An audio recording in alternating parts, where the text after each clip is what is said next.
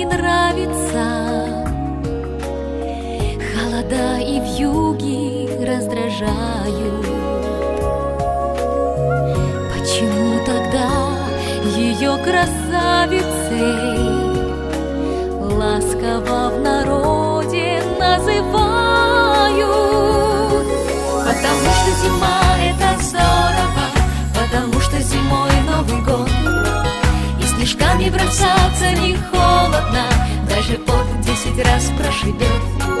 Потому что зима — это весело, это лыжи, хоккей и коньки. И в ночи, словно льдинки небесные, светят нам ярких звезд огоньки. Речка вьется у зеленой рощицы, в небе облачка прозрачней тюля. Почему тогда зимы так хочется? Жаркие, как пламя июля. Потому что зима — это здорово, потому что зимой Новый год. И снежками бросаться не холодно, даже под 10 раз прошибет. Потому что зима — это весело, это лыжи, хоккей и коньки.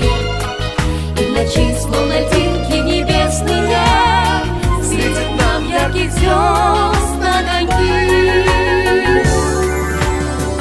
И не надо гадать и долго маяться, если все предельно объяснимо.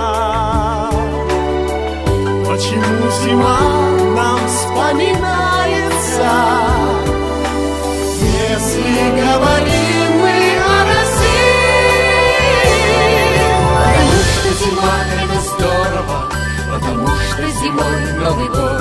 И снежками бросаться не холодно, даже под 10 раз прошибет. Потому что зима — это весело, это лыжи, хоккей и коньки. И в ночи, словно